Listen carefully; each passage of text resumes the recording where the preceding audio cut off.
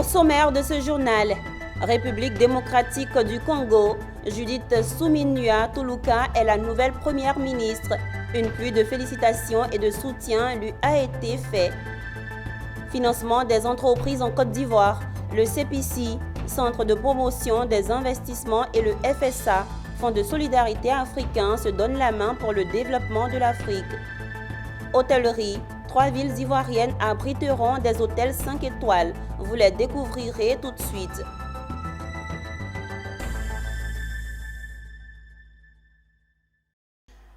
Mesdames, Messieurs, merci de choisir Business 24 Africa pour vous informer.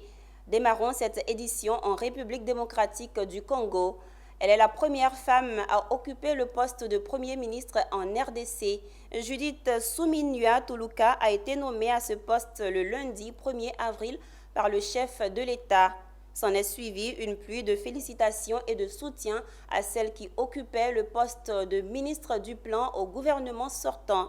Adel Kayenda, ministre sortant du portefeuille, salue l'acte posé par le président de la République et félicite la nouvelle chef du gouvernement, Jacques Amboka.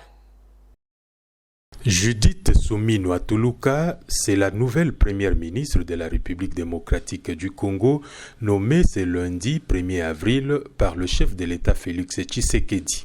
À cette occasion, des félicitations fusent de partout. C'est le cas de Princesse Adel Kayenda, ministre du portefeuille du gouvernement sortant. Je salue la volonté politique du président de la République, chef de l'État Félix-Antoine Tshisekedi Tshilombo, pour avoir pris une décision courageuse. Il a brisé les préjugés, les mythes qui sont caractérisés par notre société. Et c'est là, en faisant confiance à la femme congolaise d'une manière générale et à notre première ministre, Madame Judith. Adel Kayenda, qui est à la tête de l'ALDEC, parti politique membre de l'Union sacrée, est réélu député national à l'issue du scrutin du 20 décembre 2023, estime que la nouvelle première ministre va exécuter avec brio les grands axes du programme de deuxième quinquennat de Félix Tshisekedi, qui se base sur 6 piliers tels que présentés par le président de la République les jours de son investiture. Le chef de l'État a centré son action sur 6 piliers. Et c'est sur 6 piliers que notre Premier ministre, chef du gouvernement, va couler ça en programme du gouvernement, naturellement qui sera accepté et investi par l'Assemblée nationale. Nous sommes dans un contrat par objectif d'améliorer les performances de toutes les entreprises du portefeuille de l'État pour mieux accompagner notre chef du gouvernement pour la réussite totale de son action, a déclaré Adel Kayenda, avant de souhaiter plein succès à Judith Suminwa Tuluka, qui est la première femme première ministre de la RDC. De retour en Côte d'Ivoire, intéressons-nous au financement des entreprises. S'unir pour bâtir, c'est grandir ensemble. Cet adage, le Fonds de solidarité africain et le CPC, Centre de promotion des investissements de Côte d'Ivoire, l'ont plus que bien compris. Les deux institutions ont décidé de voler désormais côte à côte pour le développement de l'Afrique. La signature de convention s'est déroulée dans le cadre des activités du Fonds de solidarité africain qui a ouvert ses portes ce jeudi à Abidjan, en présence de Issa Badini et Tima Traoré. Des échanges de paraphères, des sourires et des sauts de poignets. C'est fait, les CPC et les FSA sont désormais liés par une convention. Comment est-ce qu'on peut accompagner les investisseurs ivoiriens ou africains qui eux aussi veulent participer au déploiement en fait, de leur investissement en Côte d'Ivoire? Alors, ce qu'on s'était dit, c'est que quand on a des investisseurs qui arrivent, ils disent « nous, on veut chercher un partenaire ivoirien pour pouvoir développer notre activité ». Où le Fonds de solidarité africain entre en ligne de compte, c'est qu'ils vont nous accompagner pour un accompagnement financier de ces entreprises ivoiriennes, donc de financer de trouver du financement pour la partie ivoirienne qui va s'associer avec ses partenaires étrangers qui, eux, en général, viennent avec leur financement. À cette occasion, il n'est pas seulement question des signatures de partenariats. Il s'agit aussi et surtout de l'ouverture des travaux de la 30e session ordinaire du conseil d'administration du Fonds de solidarité africain, dont la famille s'agrandit et souligne avec joie son directeur général. L'envergure panafricaine du Fonds de solidarité africain s'est consolidée avec l'adhésion de la Sierra Leone, que vous avez approuvée lors de la dernière session. Au cours de celle-ci, vous aurez à réexaminer celle du Maroc. Par ailleurs, des échanges épistolaires et documentaires sont en cours avec l'Angola, le Botswana, l'Éthiopie, le Ghana, le Kenya et j'en passe. Je suis confiant. La famille FSA continuera à s'agrandir. Le FSA en 2023, c'est 10 milliards 52 millions de francs CFA de profits nets contre 7 milliards 54 millions l'année précédente. 2 milliards 300 millions de francs CFA de revenus nets et un fonds propre de 63 milliards 300 millions de francs CFA, fruit de la résilience du fonds. Les échanges dureront des jours à compter de ce jeudi 4 avril. Afin de renforcer le dispositif de lutte contre la fraude et moderniser la douane ivoirienne dans le cadre de l'accord de libre-échange entre la Côte d'Ivoire et l'Union européenne, le projet d'appui à la mise en œuvre de cet accord a passé en revue le dispositif existant. Après un mois de diagnostic, les experts chargés de cette étude ont rendu public ce jeudi 4 avril les résultats. De cette restitution naîtra un plan de renforcement de capacité des agents de la douane. Konen Anorgo et Richard Akeke ont assisté à la cérémonie d'ouverture de cet atelier. C'est un atelier qui vient mettre fin à un mois de diagnostic au sein des services de la douane sur les mécanismes de lutte contre la fraude. Initié par le projet d'appui à la mise en œuvre de l'accord de partenariat économique intermédiaire entre la Côte d'Ivoire et l'Union européenne, cette étude diagnostique a révisé l'ensemble des mécanismes de lutte contre la fraude douanière et permettra de corriger les insuffisances à travers le renforcement de capacité des agents. Le processus dans le cadre de l'accord de partenariat économique, la Côte d'Ivoire en profite pour renforcer les capacités de son administration, notamment son administration douanière. Je précise que ce même type d'exercice est fait au niveau des impôts. Nous avions discuté sur d'autres thématiques, mais ça nous semblait important dans la phase où nous sommes actuellement dans le cadre de la mise en œuvre de cet accord. Et ça a été une problématique qui a été posée par la douane et pour lequel le projet a décidé d'accompagner et d'appuyer la douane. Pour la Direction générale des douanes, cette étude permettra de moderniser et renforcer la capacité organisationnelle afin de faire face aux fraudes dans le cadre de la mise en œuvre de l'accord de libre-échange entre la Côte d'Ivoire et l'Union européenne qui sous-entend un démantèlement tarifaire pour certains produits. Donc l'étude qui a été menée a passé en revue tous nos instruments de lutte contre la fraude et a fait des observations, a relevé les forces et les faiblesses. Et donc nous allons en discuter.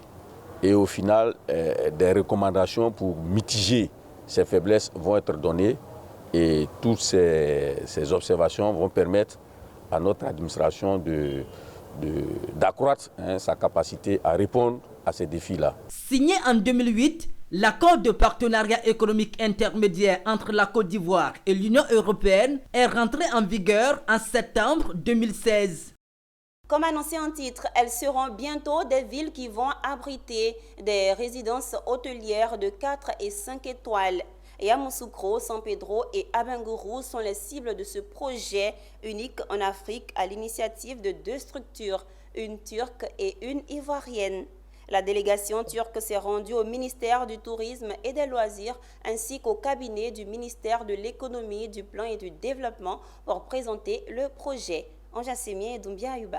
Il sera le premier projet unique en Afrique et c'est la Côte d'Ivoire qui sera sa terre d'accueil. Une contribution au secteur touristique du pays portée par la société Bodo Service en collaboration avec des investisseurs turcs de la structure Elite World Hotel Group qui prévoit de construire 3 hôtels, dont une dans chaque ville que sont Yamoussoukro, San Pedro et Abengourou. Ce complexe hôtelier comportera entre autres une salle de conférence de 2000 places, 300 chambres UP et un aquapark. Nous avons décidé de construire 3 grands hôtels en Côte d'Ivoire.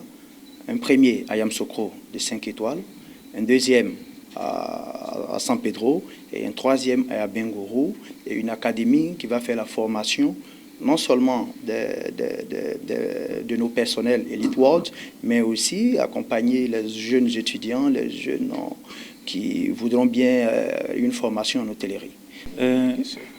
Öncelikle Elite World Otelleri olaraktan Yamoussoukro'da bu otel. Cet investissement contient plusieurs modalités d'activité, plusieurs fonctions, à commencer avec l'hôtel et puis une salle de conférence très grande qui va servir toute la région et tout le pays, même l'Afrique de l'Ouest, et un aquapark, un parc écologique, beaucoup d'aspects qui va contribuer au développement de votre pays.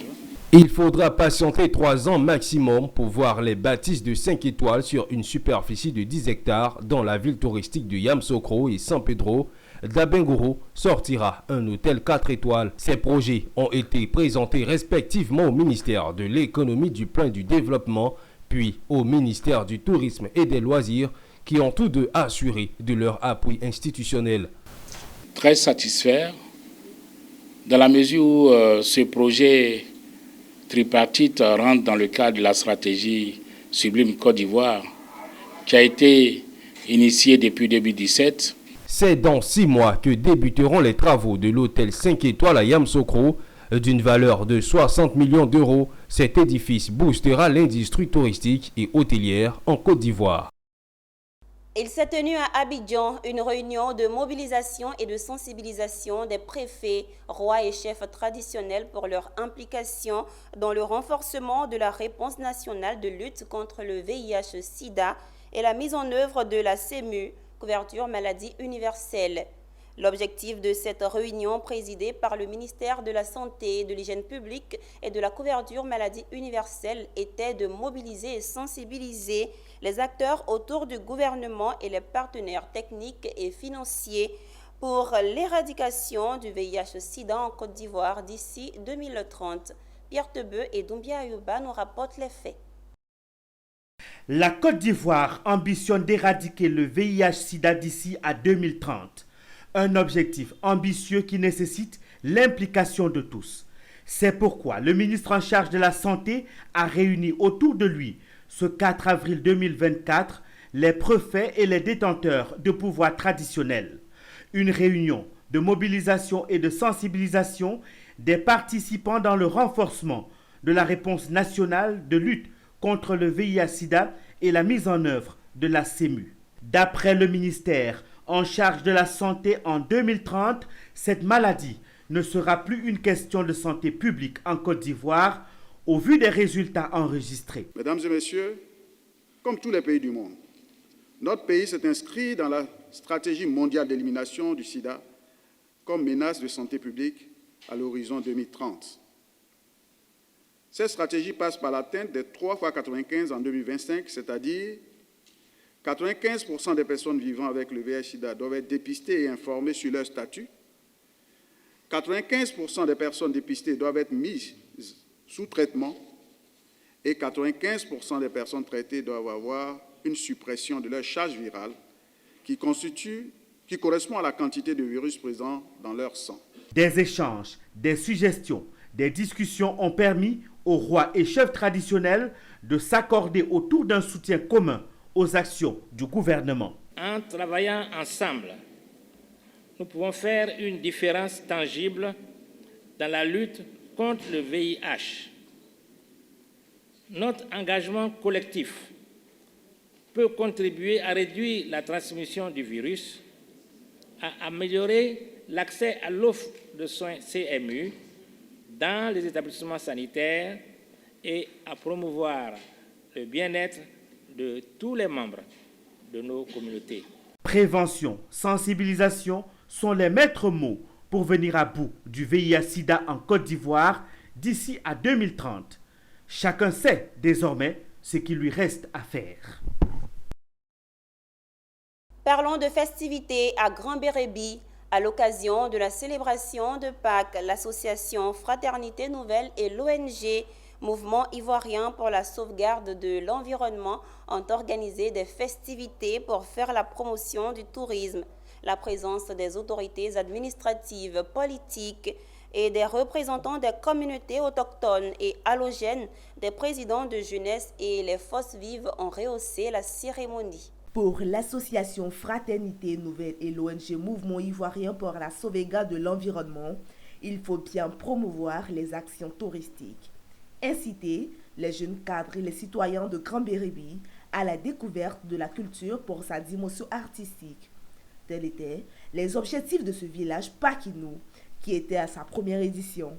Prestations artistiques, sketch, visite des sites touristiques, concours culinaires, exposition d'œuvres artisanales, défilés de mode sont entre autres les faits marquants de cette édition. L'objectif, c'est de réunir toutes les communautés dans un brassage culturel, dans une communion parfaite en vue du développement de notre nation, la Côte d'Ivoire. Parce que sans unité, sans cohésion, sans brassage, nous ne pouvons pas atteindre notre objectif. Donc nous avons visé Pakinou, qui est un moment de gaieté, de joie. Et nous savons que Pâques aussi, c'est la résurrection de Christ, la puissance de la résurrection. Et ensemble, nous avons dit, ok, en plus des baoulés, il faut ajouter les autres communautés et cela a été fait. Autre temps fort, le nettoyage de la plage du village de Gbowé et la remise de dons composés d'équipements de nettoyage par l'ONG MIPS et ses partenaires. Une ONG qui est composée de jeunes cadres dynamiques. Et ces jeunes ont réfléchi qu'est-ce qu'on pourrait faire pour apporter, je dirais, un nouveau tournant à notre localité Grand Bérébi. Surtout, quelles activités pourrions-nous implémenter jusqu'à ce que les fils et les filles de Grand Bérébi puissent se retrouver afin de parler le même langage. Voilà, désormais, ce n'est pas seulement la communauté baoulée. Écoutez, Pakinou, bon, vous avez fait, mais Pakinou, c'est pour nous tous. Voilà, nous allons nous réunir et puis nous allons parler de développement. Rappelons que la cérémonie était sous la présidence du ministre Bouekanabo Clément, sénateur et président du conseil régional de San Pedro, et sous le parrainage de Armand Conan, maire de la commune de Grand Bérébi.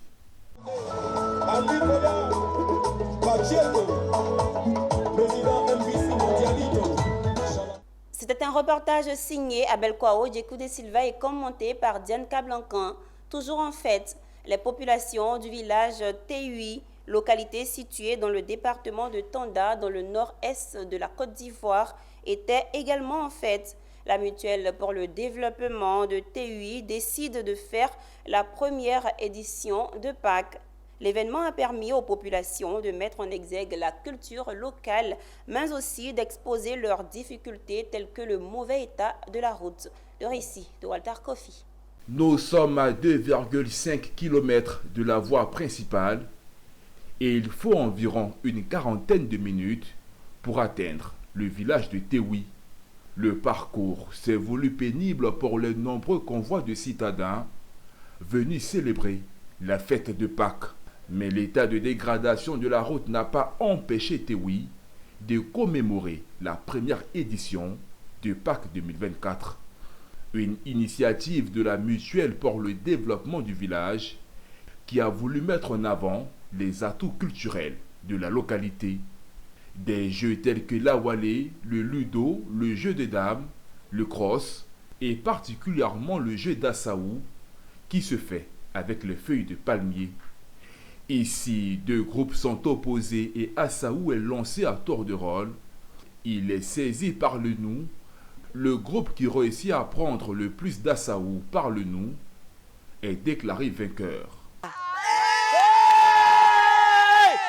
On est venu jouer. Il y a un jeu on appelle Assaou.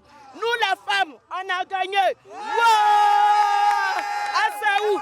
L'événement a été l'occasion pour les initiateurs de faire des doléances auprès du conseil régional concernant l'état de dégradation de la route. Et cette fois-ci, on a voulu quand même se retrouver pour fêter ensemble la Pâque, qui consiste à la résurrection de notre Seigneur Jésus. Ça permet de réunir tous les fils du village et puis créer l'entente et régler tous les petits problèmes qui se trouvent dans ce village. Effectivement, nous sommes arrivés, nous avons constaté de nombreux problèmes dans le village, surtout l'état de la route. Et je crois que le ministre Kwasi Adjoumani nous avait déjà réunis dans ses locaux, les présidents des mutuelles, pour dire que cette année, il s'attachera plus à la réhabilitation des voies. Et notre voie est vraiment gâtée et nous sollicitons les services du conseil régional pour pouvoir la réhabiliter. Tewi est un village d'environ 1500 âmes situé à 9 km de Tonda, une ville dans le nord-est de la Côte d'Ivoire, dans la région du Kontougo, district de Zanzan. Que nous dit l'actualité internationale? En 2023, la production africaine d'aliments pour animaux s'est établie à 51,42 millions de tonnes, selon un rapport de Agri-Food Outlook de la société américaine Alltech. Ce niveau représente la seconde plus importante hausse mondiale, 1,94% derrière le chiffre affiché par l'Océanie, 3,71%. Cette croissance intervient dans un contexte mondial marqué par un ralentissement global de 0,42% avec des baisses marquées en Europe ainsi qu'en Amérique du Nord. Toujours en image au Sénégal, la compagnie canadienne Thor Exploration a annoncé l'acquisition de 2 nouvelles licences pour l'exploration de l'or dans le sud-est du Sénégal. Avec ses investissements, Thor Exploration renforce sa présence dans un secteur aurifère sénégalais en pleine croissance. La société canadienne devrait publier cette année une première étude de faisabilité qui hébergerait près de 2 millions d'onces d'or. C'est la fin de ce journal. Merci de votre fidélité. Les programmes se poursuivent sur Business 24 Africa, la télé utile.